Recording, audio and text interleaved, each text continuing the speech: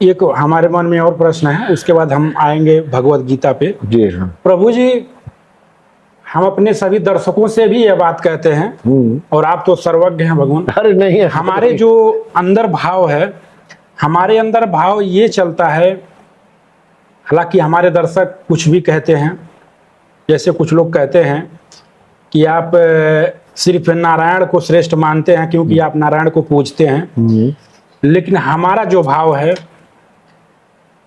नारायण जो भगवान राम है सबसे बड़े शिव भक्त थे, और शिव जी सबसे बड़े वैष्णव हैं, और ब्रह्मा विष्णु महेश तीनों एक ही हैं, और जब विभक्त होते हैं तो तीन रूप लेते हैं, इसलिए हम तीनों को एक समान मानते हैं। लेकिन जब हम किसी चीज पे मंथन करते हैं, हालांकि जैसा कि आप कहे हैं, कुछ लोग ऐसे हैं कि कथा सुन लेते हैं और ताली बजा के आनंद ले लेते हैं, बात खत्म हो गई, उसको समझने की कोशिश नहीं करते, वो सीख क्या देता है ये हम लोग नहीं समझते। तो प्रभु, हम चिंतन करते हैं तो कभी कभी हमारे दिमाग में एक प्रश्न उठता है, जैसे भगवान शिव, ये जो रामायण में एक राक्षस आता है लौड़ासुर, भगवान शिव उसको अपना त्रिशूल दे दिए थे, और कई जगह ऐसी कथा आती है कि भगवान शिव कई लोगों को अपना त्रिशूल दिए भी हैं। ब्रह्मा जी अपने ब्रह्मास्त्र को बहुत लोगों को दिए हैं, लेकिन जो विष्णु जी का सुदर्शन चक्र है, आदिशक्ति के अलावा किसी के पास नहीं है। तो भगवान, ऐसा क्यों होता है कि बहुत से ऐसे लोग हैं जो नारायण की भक्ति करके उनका सुदर्शन चक्र पाना चाहते हैं, लेकिन वह मिलता नहीं है, किसी को धारण करने को नहीं मिलता है। हाँ, तो अब यही है कि जो है वित्त मंत्री, कोई प्रधानमंत्री जब बनाता है तो उस वित्त मंत्रालय को संभालने की पात्रता उसमें है कि नहीं, कोई उसका विश्वासी है कि नहीं, उसी को न बनाएगा। जो वित्त के मामले में ज्ञान रखता हो, उस वित्त से जो वित्त मंत्री होता है वो पूरे देश के लिए कहाँ क्या जरूरत है और कहाँ क्या परिवर्तन करना चाहिए, किसको देना है, किससे लेना है, और ये कितने दिन तक ये योजना बनेगी, जब इसका पूरा ज्ञान होगा, हमारे पास कितना है, इसमें कितना हम खर्च कर सकते हैं और इसको कितना बढ़ा सकते हैं, इसका जब सब ज्ञान होगा, उसी को न वित्त मंत्रालय दिया जाएगा। ऐसे ही सेनापति है तो सेनापति को, ये सिपाहियों को थोड़ी पता रहता है कि एटम बम कहाँ रखा है, मिसाइल कहाँ रखा है, ये सबको थोड़ी पता है।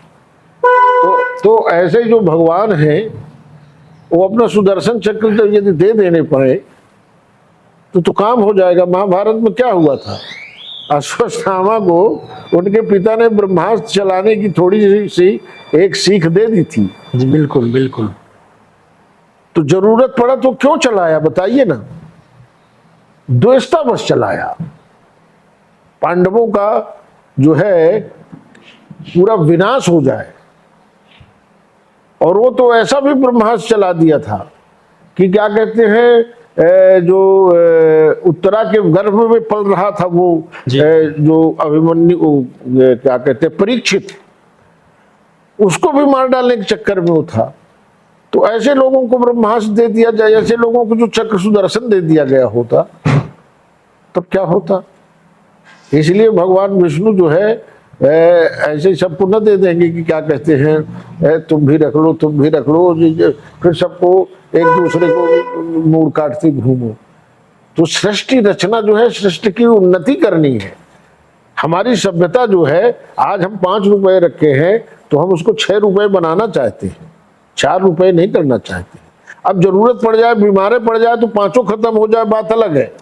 लेकिन हमारी सोच जो होती है वो क्या होती है कि हम इसको बढ़ाएं। हम पहले जो है एक साधारण कपड़ा पहनते थे, कपड़े ही नहीं पहनते थे, पत्तों को ढक के चलते थे, उसके पहले पत्तों को भी नहीं ढकते थे। तो धीरे धीरे मानव का जो विकास हुआ है वो क्रमशः हुआ है, वो समस्याओं को जाना है, और समस्याओं को जानने के बाद उनके निदान के लिए कुछ सोचता रहा है। तो इसलिए भगवान विष्णु जो है अब शक्ति को सुदर्शन चक्र जो है इसलिए दिए क्योंकि भाई शक्ति से ही तो सब काम है। एक विश्वास होता है ना, आखिर हम अकेले हैं तो अपने बेटे पर विश्वास करेंगे, बेटी पर विश्वास करेंगे, और मान लो इनमें से किसी के ऊपर नहीं करते फिर भी किसी के ऊपर तो करेंगे, पत्नी के ऊपर करेंगे है या कि भाई के ऊपर करेंगे। भाई जिसमें योग्यता है, पात्रता है, उसके ऊपर हम जो है विश्वास करेंगे और अपना शेयर करेंगे, अपनी शक्ति को बांटेंगे। अकेले तो सब कर नहीं सकते, तो कुछ ना कुछ ताकत रह के चलेंगे ना। हम भले अपने बैंक में पैसा रख के मालिक बने हैं, लेकिन घर में 2-4 हजार रखते हैं ना कि भाई सब्जी आ जाए तो ले लेना, कोई पूज्य व्यक्ति आ जाए तो उसको भाई दे के पैर पड़ लेना, उसकी विदाई कर देना, उतना तो रखते हैं, और पूरा तो अपने पास रखे हैं। तो ऐसी जो शक्ति होती है, शक्ति को हम जिसकी जितनी जिसमें जो पात्रता है उसको देते हैं। इसलिए भगवान विष्णु चूंकि चक्र सुदर्शन एक परम शक्ति है, परम क्या कहते हैं संहार का एक गुण रखे हुए है कि फिर उसका कोई विकल्प नहीं है, उससे कोई बच नहीं सकता। राजा अम्बरीश के उसमें आपने सुना होगा बिल्कुल बिल्कुल कि दुर्वासा फिर भागते फिर रहे थे, और भागे तो कहाँ चले, भगवान विष्णु के पास भी पहुंच गए कि यार ये क्या है, आप उसको भी छोड़ दी हो, हमें बड़े मुश्किल में ये डाला हुआ है। तो भगवान ने कहा कि यार मैं तो कुछ नहीं किया हूं, ये कुछ नियम है, उन नियमों के चलते जो है ये सुदर्शन चक्र यूं ही चल पड़ता है, ये मेरी आज्ञा या प्रतीक्षा नहीं करता है, क्योंकि ये एवं प्रवर्तितम चक्रम नानुवर्तयति। या मैंने इस सृष्टि को जो बनाया है उसमें ऑटोमेटिक सिस्टम तो अभी या मशीन ऑटोमेटिक बने हैं, ये तो पूरी मतलब सृष्टि ही ऑटोमेटिक सिस्टम से बना है। तो यार मेरे भक्त के साथ जब कुछ गड़बड़ होता है तो ये सुदर्शन फिर ये मेरी उंगली से अपने आप चल देता है, मैं थोड़ी जाता हूं, मेरी उंगली थोड़ी जाती है, ये स्वयं चल पड़ता है। तो महाराज बोले मेरी रक्षा कैसे हो? तो बोले अब रक्षा कहां से हो, गलती कहां हुई है? भाई जिस जगह में कांटा लगा है वही ना सुई से निकालोगे, कि पैर में कांटा लगा है तो हार्ट में छेद कर दोगे, हैं कि आंख में लगा दोगे सुई को? अब जहां कांटा लगा है वहीं से निकालना पड़ेगा उसको। तो ये वही लगाना पड़ेगा। जी जी। तो दुर्वासा को लगा कि मतलब मैं अब उस राजा के पास जाऊं। बोले भाई राजा तुम न मान रहे हो, जिसको हम श्राप देने जा रहे थे उसके पास जाऊं। उसको तो मैं नष्ट करने के लिए वो जो है एक तिनका जो है शक्ति पैदा कर दी थी, तो मैं उसके पास जाऊं? तो बोले यार जहां चोट लगेगी वहीं न मतलब इलाज होगा। बिल्कुल बिल्कुल। तो कैसे होगा इलाज? तो फिर प्राण देखो कितना वो है, दुर्वासा ऋषि हैं, वो जानते हैं कि नाशवान शरीर है, इसका नाश होना ही है, फिर भी शरीर के प्रति कितना मोह है कि मेरा चक्र सुदर्शन से सिर न कटे। तो फिर उनको राजा अम्बरीश के पास जाना पड़ा। भगवान इतने सुंदर तरीके से हमको समझाने के लिए और हमको संतुष्ट करने के लिए प्रभु आपके चरणों में दंडवत प्रणाम भगवान योगेश्वर। क्योंकि यह प्रश्न हम कई जगह करते हैं, हमको सटीक उत्तर नहीं मिल पाया, और आज प्रभु हम अपने दर्शकों के साथ ये शेयर भी करते हैं, बहुत सटीक तरीके से हमको उत्तर मिला इस बात का। और भगवान एक चीज और दिमाग में हमारे आता है, हम लोग माया से कैसे बचें? जब ब्रह्मा जी माया से नहीं बच पाए, भगवान कृष्ण की गैया चुरा ले गए, इंद्र माया से नहीं बच पाए, वर्षा करने लगे, तो प्रभु हम लोग माया से कैसे बचेंगे? बस यही बात है कि बचेंगे हम तभी। अब देखिए हमको कोई माया नाम का एक जो है भूत हमारे सिर पे कोई बिठा दिया है। माया है क्या पहले ये तो जान ले। बिल्कुल बिल्कुल। माया जो है जब तक नहीं जानेंगे, उसकी पहचान नहीं होगी, तब तक उसको बोले एक समय गांव में ये आया कि पत्थर चल रहे हैं गांव में, बोले पत्थर मार रहे हैं, इसके घर में भी पत्थर आया, उसके घर में भी पत्थर आया। रात में गांवों में बिजली उजली तो रहती नहीं थी, अब पत्थर भाई कौन चला रहा है, अब इसका पता लगाया जाए। तो जब पता लगाने के लिए गए तो अब सब लोग भीड़ में चल रहे हैं, भाई अब हम भी हैं, आप भी, हमारा पड़ोसी भी है, सब कोई है, मोहल्ले हैं 1-2। तो चले हर घर से एक एक आदमी है कि आज पत्थर मारने वाले को पकड़ लिया जाएगा। अब मेरे घर से एक हो गया, आपके घर से एक हो गया, एक उसके घर से हो गया, एक उसके 10-15 लोग हो गए, लेकिन और भी तो मेरे घर में लोग हैं। तो जब तक हम घूम रहे हैं तब तक हमारे घर का व्यक्ति दूसरे तरफ पत्थर फेंक दिया, फिर उधर जब उसके फेंके बोले यार हमारे घर के लोग गए हैं तो हमारे कोई फेंक दिया, तो वो भी उठाया पत्थर, वो भी दूसरे को फेंक दिया। अब सब पत्थर फेंक रहे हैं और पकड़ा कोई नहीं जा रहा है। अब जब पत्थर फेंकने वाले हम स्वयं हैं तो पकड़े कैसे जाएंगे? तो सबसे बड़ी बात यह है कि कोई पकड़े नहीं जा रहा है, सब एक दूसरे के यहाँ पत्थर फेंक रहे हैं। और मैं जान रहा हूं कि इसके यहाँ मैं ही पत्थर फेंका हूं। अब उसके सिर पे लग गया या कि उसके घर से कोई आवाज आ रही है तो बता ना देना चाहिए कि मैं फेंका हूं यार आपके यहाँ, और उसके घर से मेरे यहाँ आई है तो वो भी बता दे कि मैं फेंका हूं। अंत में ये हुआ कि भाई यार ऐसे ही सब एक दूसरे घर फेंकते हैं, अब कोई किसी को नहीं पकड़ेगा। अब जो है तो फिर पत्थर चलने बंद हो गए। तो सबसे पहली बात यह है कि हम माया को पहले पहचाने। माया का दूसरा नाम जो है वो क्या है? अज्ञानता। ये माया कोई भूत नहीं है, माया कोई एक ऐसी शक्ति नहीं है जिस शक्ति के कारण सब लोग परेशान हैं। ईश्वर क्या अपने पुत्रों को कोई ऐसी व्यवस्था बना के देगा जिससे उसके पुत्र भी जो है परेशान हो, दुखी हो, पीड़ित हो?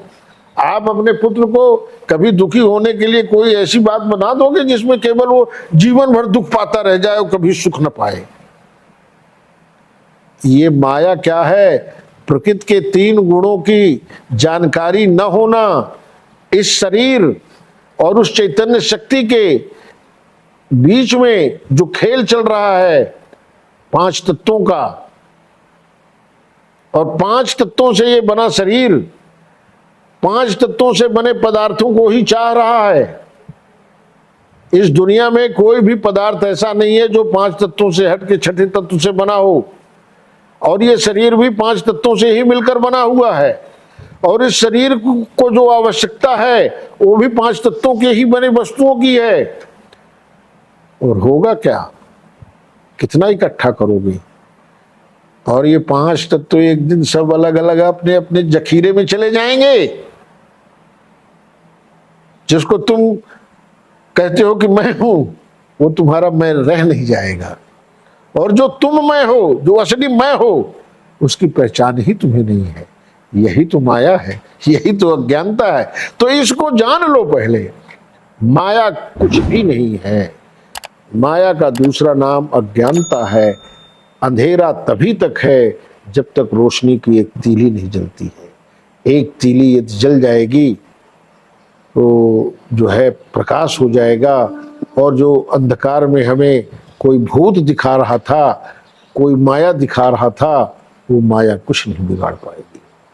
जब हमारे और उस मायापति के बारे में जब कोई अंतर न रह जाएगा, उस मायापति की माया को हम जान जाएंगे कि वो इस दुनिया को कैसे बनाया है। 5 तत्वों का एक जखीरा बना दिया, उसी से पूरी रचना कर रहा है। उन 5 तत्वों के गुणों को हम अच्छे से जान गए हैं, और जब अच्छे से जान गए हैं तो 5 तत्व हमारा क्या बिगाड़ लेंगे? जब तक न जानेंगे तब तक तो हमारा बिगड़ता ही रहेगा। अंधेरे में लाठी चला रहे हैं, कभी लग जाएगा निशाना, कभी डंडे टूट जाएगा। लाठी हमारा किसी ऐसी जगह में टेपर लग जाएगा, तिरछा लग जाएगा तो डंडा टूट जाएगा। तो ये डंडा टूटने के पहले ये हम जान लें कि हमको कहाँ डंडा चलाना है ना? तो माया से बिल्कुल कोई भयभीत न हो। दैवी ही ये इसी गुणमया मम माया दुरत्या, गीता में ये बात आई है। तो किस माया की बात भगवान ने कहा है? वो सत, रज और तम, ये 3 प्रकृति के गुण हैं, और ये तीनों गुण उन पदार्थों में भी है और हम में भी है। किसी विषैले तत्व में यदि मारने की क्षमता है तो उसमें जिंदा करने की भी क्षमता है। किसी को सांप काटता है तो इंजेक्शन पूछो डॉक्टर किसका लगाता है? क्या अमृत का लगाता है? क्या अमृत है किसी के पास? वो विष से, उन विष तत्वों के तत्वों से ही बने हुए उस इंजेक्शन से उस विष तत्व को समन करने के लिए, उसको निष्क्रिय करने के लिए उसी विष तत्व का ही प्रयोग किया जाता है। शरीर से कांटा निकालने के लिए किसी कांटे जैसे आकार की ही वस्तु की आवश्यकता पड़ती है, तभी वो निकल पाएगा, नहीं निकल पाएगा। तो ये प्रकृति के 3 गुण जो हैं, इनको न जानना ही माया है। इनको न जान करके इनके साथ अपनी जीवन यात्रा को आगे बढ़ाते रहना ही जो है भटकाव का एक संभावित कारण बनता है। जब हम जान गए कि हमको ये नुकसान करता है, अब एक उदाहरण मैं देता हूं। बहुत भूख लगी है और भूख लगने के बाद जो है हमारी इच्छा की पूर्ति भी हो गई। जितने व्यंजन आज तक धरती में बने, भगवान बनाए या कि भगवान कृष्ण को 56 भोग लगते हैं, राजा रजवाड़े भी अच्छा भोजन करते रहे, वो सब हमारे पास आ जाए और कान में आके कोई बता दे कि इस भोजन में विष मिला हुआ है, तो कौन व्यक्ति है इस दुनिया में जो उस 56 भोग को खाना चाहेगा और अपनी भूख मिटाना चाहेगा? हो जाएगा कोई तैयार खाने के लिए? और भूख लगी है और सारे स्वादिष्ट पदार्थ आ गए सामने, लेकिन आके किसी ने बता दिया कि इसमें विष मिला हुआ, तो सारी भूख खत्म हो गई। बोले कि हम 15 दिन भी और भूखे रह सकते हैं, हम इसको न खाएंगे। तो इसका ज्ञान जैसे हो जाता है ना व्यक्ति को कि अब मेरा अस्तित्व ही मिटने वाला है, तो उस समय पर वो इस संसार के किसी सुख को स्वीकार नहीं करता है। तो ऐसा बोध हो, अष्टावक्र ने भी राजा जनक को यही कहा, बोधो हम ज्ञान खंगेन तन निष्कृत सुखी भव। राजन, तुम्हें ज्ञान सूचना के साथ न हो, तुम्हें ज्ञान ऐसा हो जिसका तुम्हें बोध हो जाए। बोध होने का मतलब यह है कि उस ज्ञान का प्रयोग समय आने पर मैं कर सकूं। तो ऐसा ज्ञान रूपी तलवार जब तक नहीं होगा किसी के पास, तब तक देहाभिमान पासे न, इस देह का अभिमान, जो अहंकार है, जो दंभ है, वो दूर नहीं होगा। यदि देहाभिमान से ऊपर उठना है, प्रकृति के इन 3 गुणों से ऊपर उठना है, तो निश्चित रूप से हमें बोधो हम ज्ञान खंगेन, उस ज्ञान रूपी तलवार की तलाश हमें करनी पड़ेगी। और उस ज्ञान रूपी तलवार को जब हम पा जाएंगे तभी तो प्रयोग करेंगे। और हम कह दें वही पुरानी बात की क्या बताएं, इस युद्ध में यदि हमारी बंदूक होती तो हम तो सबको ये युद्ध खत्म कर देते। तो बोले यार ले आओ ना, अरे बोले वो तो नानी की यहाँ रखी हुई है, नहीं तो हम सब खत्म कर देते। तो ऐसे ज्ञान की जरूरत नहीं है। ज्ञान तो ऐसा हो जिस ज्ञान से हम तुरंत समस्या का समाधान कर सकें, और उस समस्या का समाधान करने में ऐसा ज्ञान भी ना हो कि समाधान करते समय केवल मैं सुखी रह जाऊं, यह भी अज्ञानता कहलाएगा।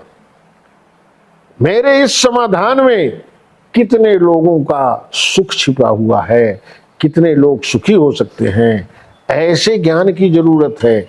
ऐसे ज्ञान जहां हुआ करते हैं वहां माया का वश नहीं चलता है। माया कुछ नहीं है, माया केवल अज्ञानता है। प्रकृति के 3 गुणों को न जानना ही वो माया का स्वरूप माना गया है।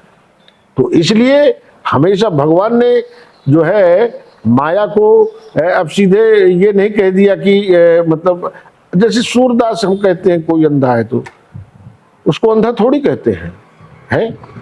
तो भगवान ने भी किसी को अज्ञानी नहीं कहा, बड़े संतुलित हैं भगवान। और हमारे ऋषि मुनि जो थे वो इस बात का मतलब ध्यान रखते थे कि कोई भी शब्द ऐसा हमारे मुंह से न निकले जिससे किसी को पीड़ा हो। अब किसी को अज्ञानी कहते हैं कि आप अज्ञानी हो, तो आपको लगेगा कि तुम कितने ज्ञानी हो, तुरंत एक दूसरा प्रश्न बन जाएगा। तो इसलिए कह दिया कि ये माया है। तो माया है तो भाई माया में आप भी विचार करोगे कि यार उस माया का पता लगा लिया जाए, मैं भी विचार करूंगा कि उस माया का पता लगाया जाए। जब दोनों पता लगाने के लिए चल पड़ेंगे तो निश्चित रूप से ये हो जाएगा कि यार ये तो अज्ञानता वश हम ये काम कर रहे थे। तो माया जो है अज्ञानता वश जो कार्य होता है उसे ही माया कहते हैं। और वो प्रकृति के गुणों में आसक्त आ गए।